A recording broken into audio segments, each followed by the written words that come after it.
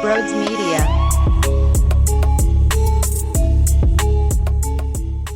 Hey, what's going on, everyone? Before we talk about the last two Phillies games that just happened as the Phillies split with the Marlins 2-2 in this 4-game set, if you are new to the channel, make sure you hit that subscribe button and also hit that like button as well. It would really mean the world to me, and I can't appreciate the support enough. I love you all. Second, hey, every Wednesday, Hump Day giveaway is in session. How do you win? You go to my Twitter page, @Brodes81. At the top of my profile, it is pinned, and you can see the rules. This week, we're giving away a Joel Embiid jersey, okay? It's a no-brainer to get involved. And every Wednesday, there's a new giveaway, so if you don't win this one, there's plenty of opportunities to win something the next week, the following week, the week after that, and the week after that, and the week after that, and that, and that, and that. So, hey!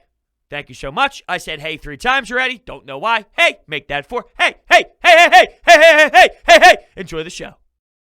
What is going on, everyone? Welcome on into Sports Talk with Brodes. The Phillies win Game 4 of this series, and they split 2-2. I guess if you think about it, considering the circumstances, knowing how much pain they are in with their top dogs not being available, it's a win, if you will. Maybe that's me being too optimistic, but the fact that you split 2-2, heading on the road, which you suck anyway, heading into Miami, which you blow against this team anyway, and you got to throw Roman Quinn out there, Matt Joyce. You're playing with a lot of your bench players as your starters because you are so banged up.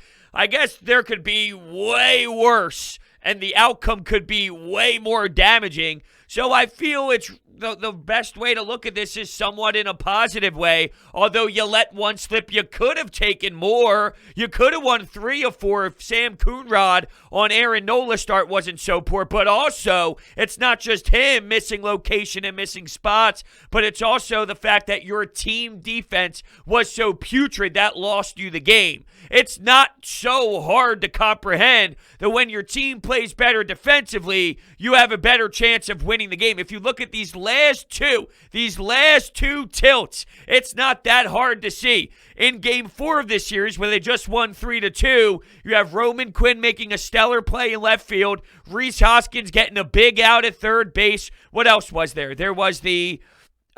Oh, Marchand behind the plate with a huge pick off at first base. That could have been even more runs scored by the Marlins in that inning. So that was a monster out. Now, you did have Odubel Herrera saving Aaron Nola's ass when he would have allowed another home run, but he made a stellar play at the wall. But other than that, Brad Miller not making a ground ball play or a failed turn 2, which allowed an inning to continue. And how many times have we stressed that alone? Pitchers getting stuck out there, pitch counts going up because these pitchers have to keep pitching, and you're giving the other team more outs than just 3 per inning. And when that's the case, you are going to get screwed, and it will come back to bite you in the ass. So, I think the last 2 games pretty much sums it up perfectly. In one scenario, your team is falling apart behind you, and they're extending the innings for the opposing team. The other squad, sharp, making big plays, getting the inning shorter. Well, wow, you won one game and the other game you lost. It's really not that hard to figure out. So I guess we'll start with the most recent game, even though that's not really chronological order. I will talk about Aaron Nola. I will talk about that debacle and that 4-2 loss. It happened the same exact time as the Sixers, and considering there was a noon game today on Thursday, the shelf life would be a little short for that post-game podcast. I figured I would combine the two together. So we'll start with the 3-2 victory, though.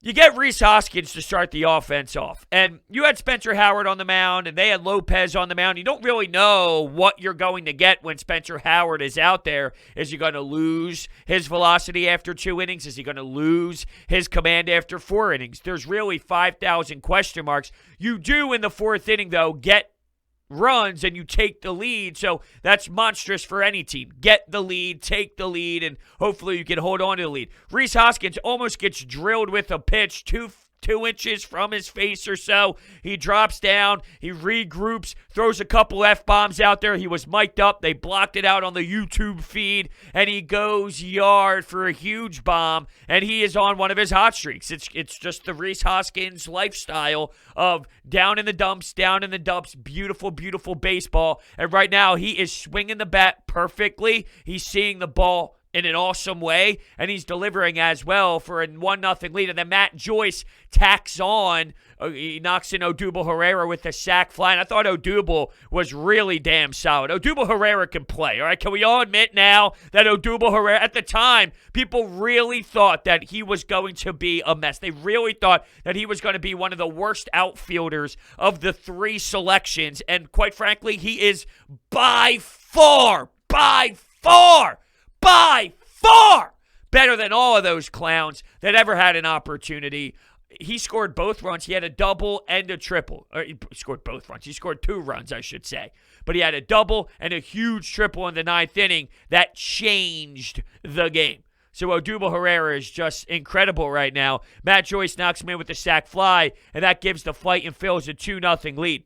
So Spencer Howard goes 4 innings, 2 hits, 1 earned run, 3 walks, 4 Ks, and 66 pitches. We see this common denominator here. We see this common theme with Spencer Howard. He's got electric stuff early, fastball's unreal, command is there, and then out of nowhere, he drops off to this wild level. And it's just so strange because it's actually falling off of a cliff territory. It's not, okay, he's losing some mojo. He just flat out loses everything. He goes from having it to not having it with the snap of your finger. So something they need to, build off of this for sure. It was a nice 4 innings before he got into some trouble, but how do you snap out of this? It's not as bad as what happened in his last start. I think the velocity dip from high 90s to low 90s is extremely brutal, and the fact that he actually sat in front of the media and said it was because he ran the first base is even worse. I think he'll learn from that. That's absolutely not the road to go down.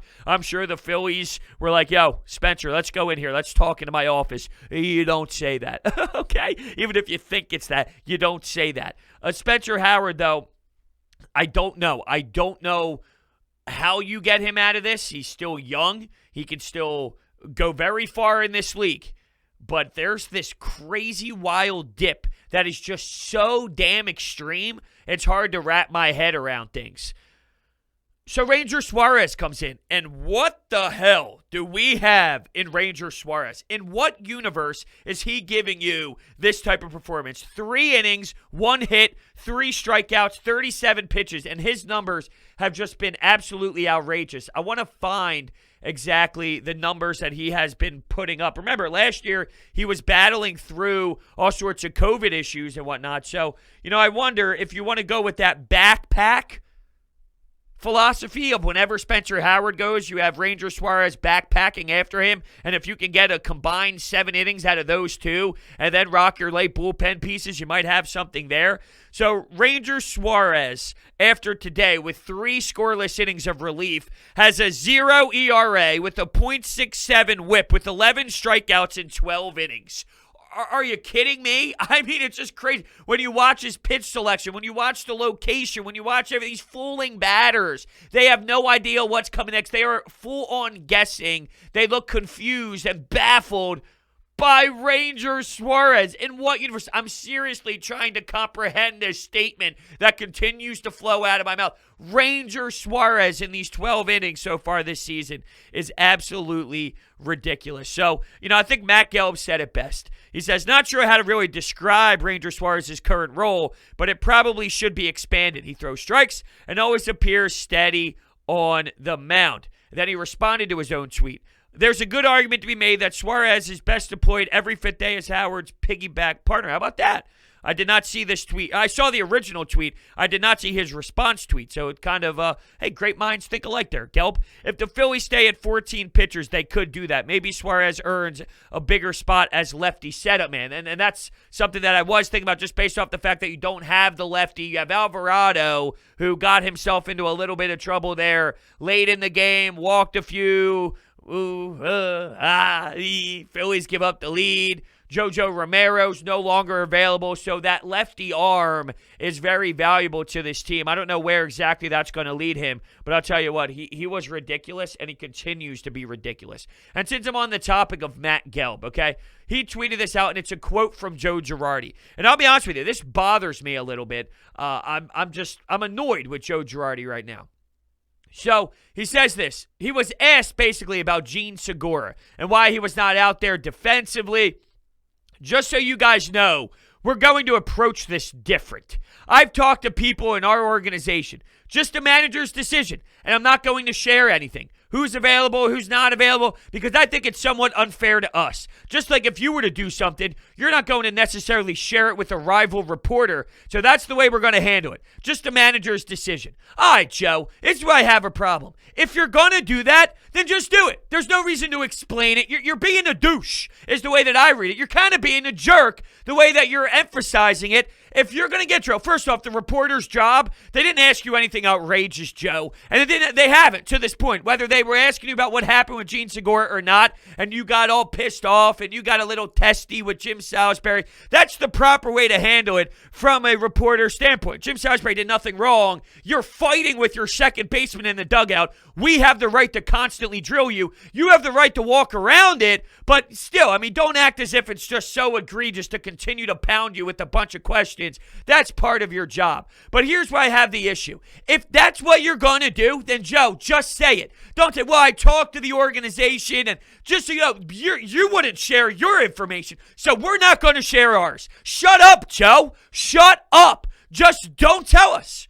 Just don't tell us. Just be a bigger man and just say, you know what, it's a manager's decision. It was a manager's decision. You don't have to explain why you're doing this. That sounds more petty to me. So I think you handled the situation wrong, and now you botched it all, where you could have just did what you were, like what you're doing, fine. You're allowed to handle it that way. If that's the road you want to go down, you are entitled to answer the questions in that way, where it's the managerial decision, which, quite frankly, I don't even know if it is, because if you're going to say, I'm not going to share any information, I've talked to people in our organization, I mean, it's obviously, maybe he's saying that, maybe it still is a manager's decision, but he's saying, you know, he's not going to tell people about who's going to play, who's not going to play, more of that, because that was something that was stressed with the whole Bryce Harper dilemma going to the IL. Is he hurt? Is he not hurt? I don't want the other manager to know if he's allowed to come off the bench or not, which might change the way that they throw a pitching change out there in the middle of the game or whatever. So regardless, I guess I'm just fed up with this attitude, or, you know, this demeanor towards the media. Joe, you're a veteran dude. One of the reasons why we were so proud to have you come into this city is because you get baseball. You've been in a big market before. Gabe Kapler was overwhelmed, and he didn't fit here due to his personality. You played in New York. All right, you've been in New York. You've been in that organization. You understand what a market is like. Yet you come here with your big head and you start throwing comments around like that. Like, it just bothers me. All right, so I was pro Joe, and I still am pro Joe. I'm not anti Joe Girardi fully.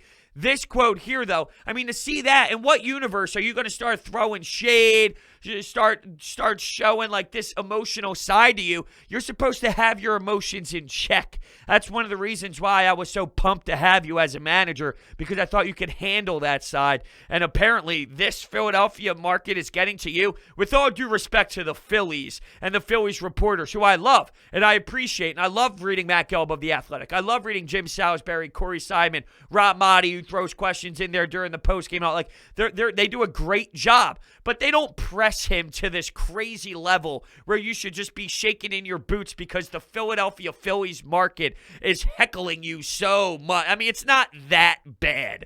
We're not pressing that much on you, where this is nonsense, my bad. Flat out nonsense, and it's irritating me 1,000%.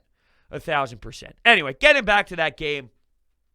Alvarado came in. There goes that 2-1 lead. What do you know? Shocker. Neris comes in, and he did allow a walk, but he got out of there with the 1 inning and got a strikeout involved and closed the door from there. Where the Phillies got back on track after that 2-2 tie of the Marlins, It was that ninth inning, and Odubel Herrera smacks one off the wall. I hate Marlins Park. I don't understand why it is the way that it is. You have people sleeping behind home plate on the YouTube broadcast because it was such a boring atmosphere. On top of that, it takes a 700-foot shot to get a home run, it feels like. Odubel smacks one off the wall, hustling his ass off, gets to third. You question, is he going to get knocked in because Alec Boehm doesn't have it? Now there's one out. They put Matt Joyce on first base, which is just hysterical because as if Matt Joyce is some lethal weapon here, but it makes sense because of the double play. Here's Suarez, who hits a ground ball back to the pitcher. One hopper, they try and turn two. Suarez turns into Usain Bolt,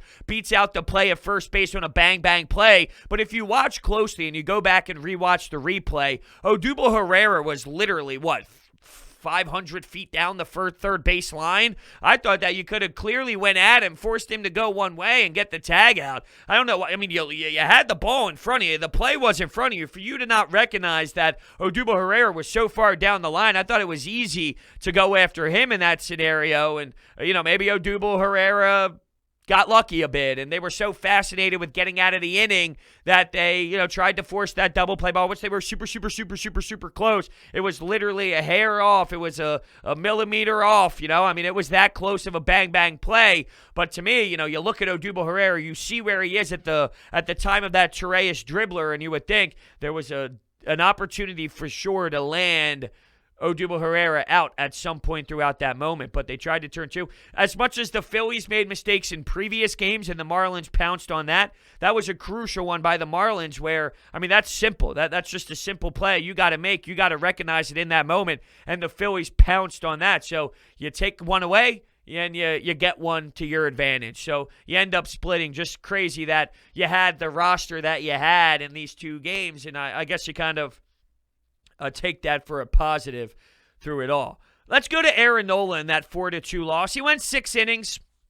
I mentioned the Odubel Herrera catch at the wall. That probably changes your opinion on things. I think he was good. He was good.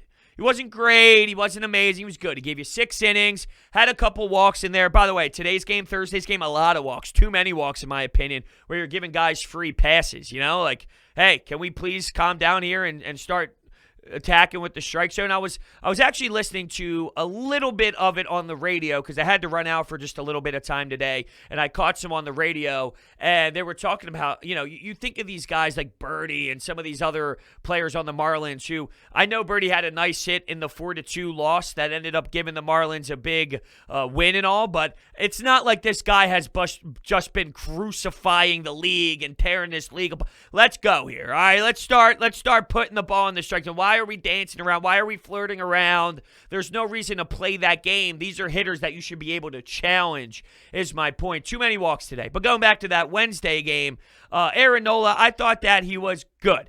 Considering what we've been getting out of him, this is a step in the right direction. I didn't anticipate seeing him struggle for that long. 3 games is a long period of time to have back-to-back-to-back really ugly performances for someone that has the repertoire that Aaron Nola does have. And, look, he gave you 6 innings.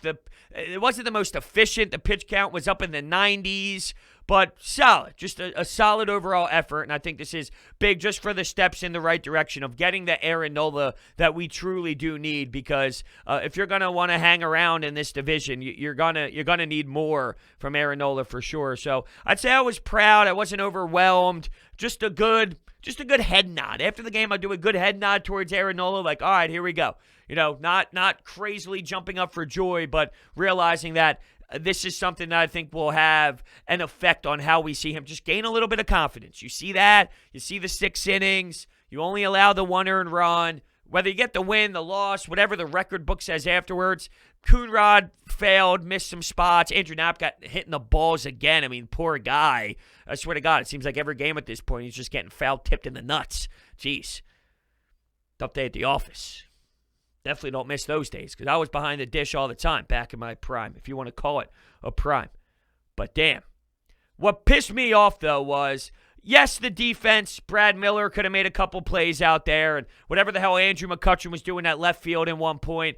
But in the third inning, the Phillies had a chance to knock in a bunch of runs and blow the game wide open. And somehow there were just some brutal at-bats, there was some bad approaches to the plate, and you come up very short with one run. You score one run in that third inning, and I guess you can tie that to what the Marlins did today. They had bases loaded when Spencer Howard left the game, and they scored one run for Ranger Suarez on the mound. So it's kind of just crazy, the images of these games. If you put both of them on a whiteboard and you go, okay, one team in game one made a lot of mistakes and did not cash in on a bases loaded opportunity like they should have, and they lost the game. And then you go to the Marlins on Thursday afternoon's game, and they made a couple mistakes in the field, whether it was trying to turn two or whatever the case may be. And also they had a chance when Spencer Howard left the game with bases loaded, and they only scored one run, and they lost the baseball game. It's really, it's not hard. It's not a hard game to figure out. Play better team defense. Watching Rhys Hoskins get that ball, throw it over to third base. Alec Boehm applying the tag. It got a little ugly. If you watch the slow-mo, it's like, oh no, is he going to miss the tag? But he put it down there on that outside part of the bag. Got the tag that he needed to. Just was a little closer than I probably thought it would have at the original time. But good heads-up play by Rhys Hoskins to make that happen. He had a good, strong game. The YouTube broadcast gave him player of the game. On my Brodes media account, I gave the play to Odubel Herrera because I think 2 for 4, scoring 2 runs and having a triple and a double, and that triple being the game-changing triple for sure. I'd have to give that nod to Odubel Herrera. Not that I'm unwilling to appreciate Rhys Hoskins' effort on both sides of the plate in this one. He started the scoring. He's on a hot streak. He's seeing the ball well. It's crazy. Of his 11 homers, I did not realize that 8 of them were in the away ballparks. I don't know what that means. I don't know if that means anything. I'm just giving you a statistic. How about that? And speaking of statistics, did I take a screenshot of this? I forget exactly where what the hell is this text message? What? Hunter, 3 beds, 3 bathroom house available. Low monthly rate. Yes or no? What? In what universe am I getting that text message? First off, I literally just bought a house.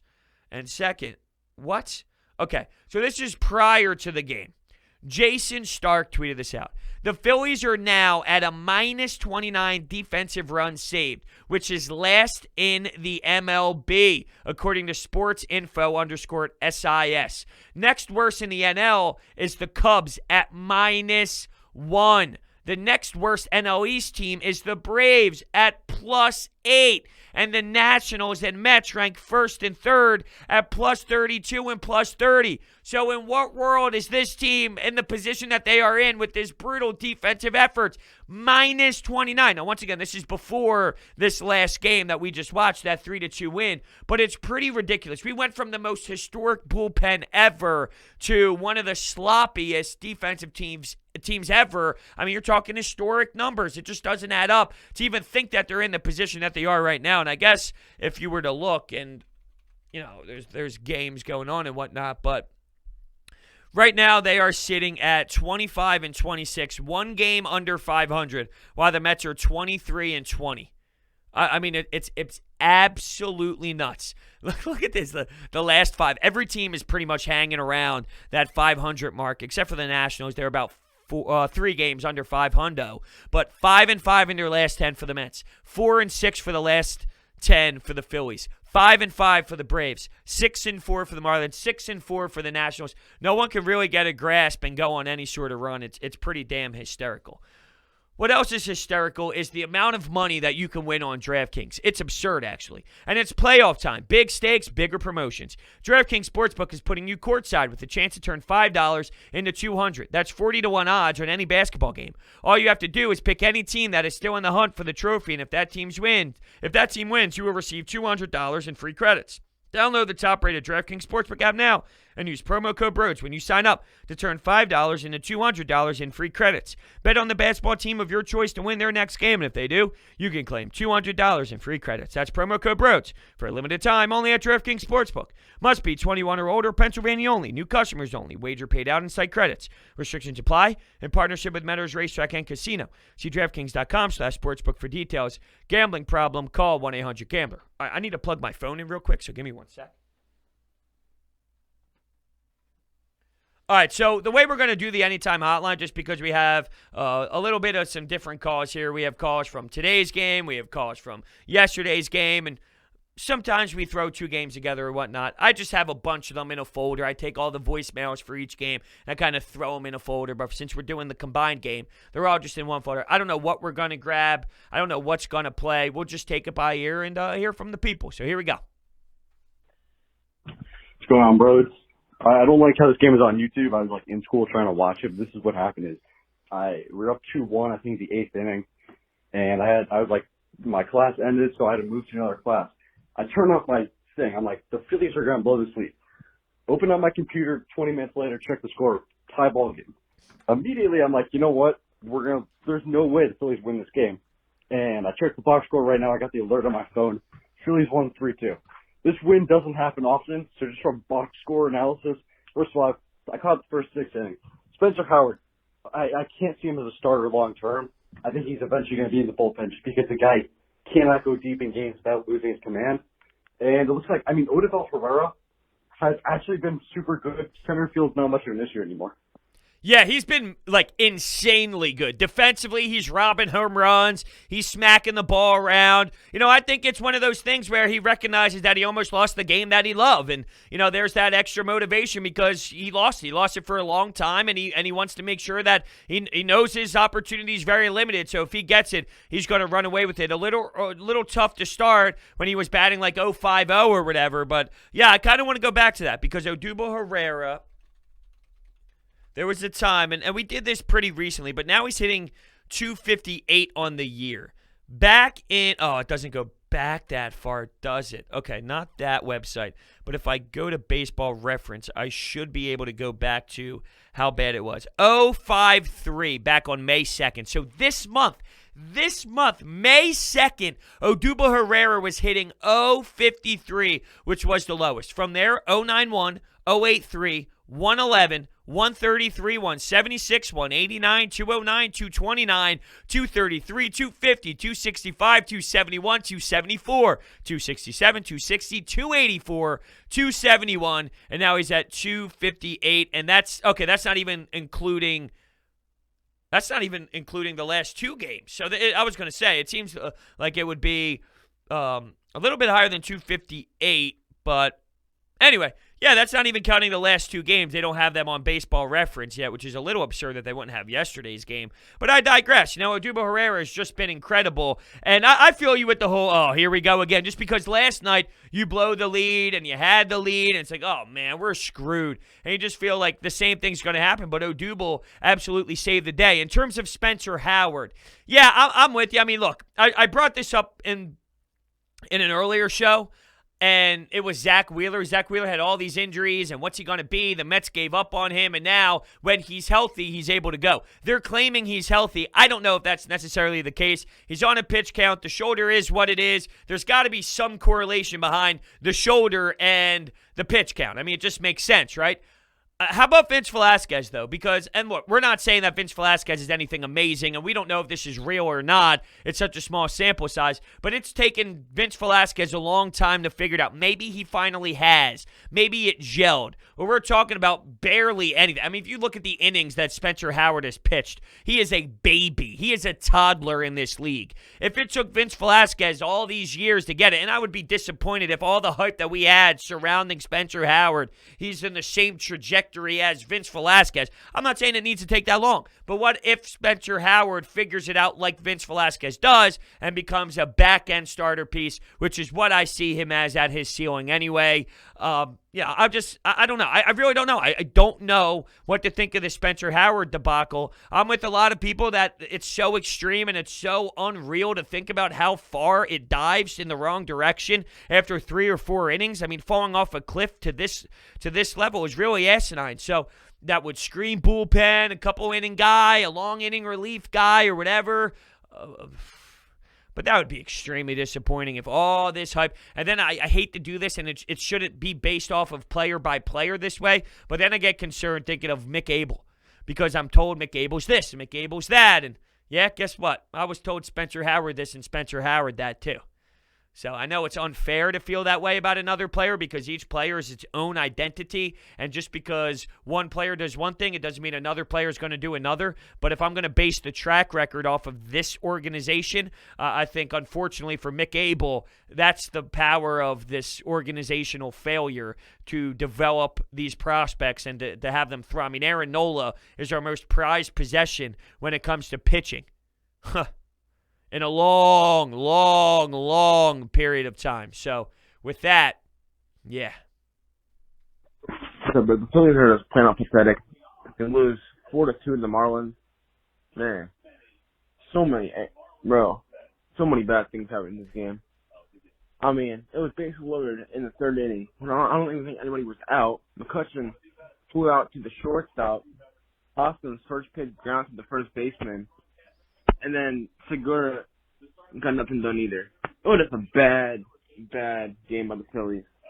But I think if someone win tomorrow, that'd be fine. But just a bad game. Well, they did win. They did win. Now that we know the future, they did win. That third inning was killer. It really was. You can tack on 4, 5, 6 runs. You can score 3, even 3. I mean, 3 runs in that inning compared to 1 can change the outcome. It deflates the Marlins. Even though you're never deflated going up against this Phillies team, you're always in it. Even though it's not as much of a disaster as last year's bullpen was, I don't think other teams, other opponents truly fear the bullpen the same exact way, which makes a lot of sense, you know, like they shouldn't.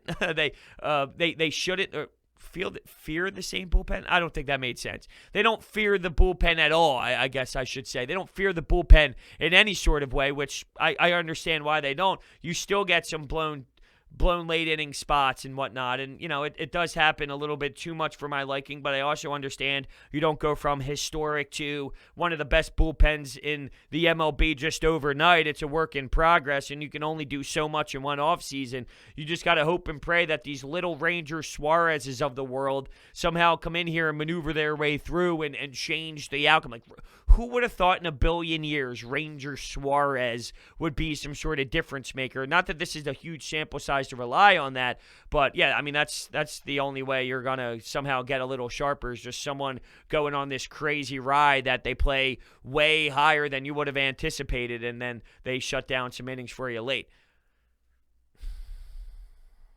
You split the series. You got to go positive here based off the circumstances. Split the series.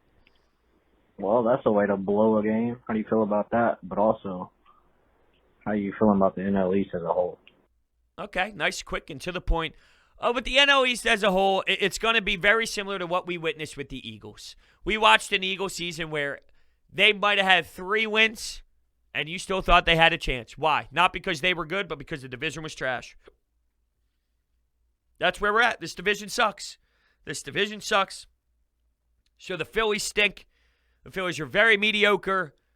I don't get it. You know, like, they have, over the last 2 years, their flaws have been so crazy and so absurd and so monstrous, yet they still play 500 ball. What does that mean if they were to fix that one major insane flaw, right? I mean, think about it. Think about how they still finish 500 with that ugly-ass problem, whether it's the defensive issues, whether it's the bullpen. Just imagine if that hole was fixed and where this team could possibly be. And that's the most frustrating part about it. So this division is terrible. So with that, I think the Phillies are going to be in the mix all the way through September. I don't know if that's a good thing or a bad thing. I don't know if that's going to make us crazier or if that's going to be the best thing for this franchise. I don't know. I don't know, because then there's that false hope, although it's better to make the playoffs than not make the playoffs. If you tell me they make it because their division is one of the worst ever, I don't give a damn. I haven't seen a playoff game in 3,000 years, so I don't care how they get in. I want to see them get in. So that's where my emotions somewhat toy with each other, and I'm trying to hold them in check, if you will. So there's that. And look, this episode of Sports Talk with Brodes is sponsored by Orbit Energy and Power. If you are looking to get solar on your home, they are home to your solar experts. $0 electric bills. Also, water purification systems. Clean, healthy water for you and your family. Tree removals, electrical upgrades, battery storage, backup energy services. You name it, Orbit Energy and Power can do it for your home if you're located in New Jersey, Pennsylvania, Maryland, Delaware, Florida. bang, make sure you pick up the phone and call 800-836-3987. That's 800-836-3987, or visit orbitenergy.us to check out their information online. Thank you all so much for listening, and I will see you next time.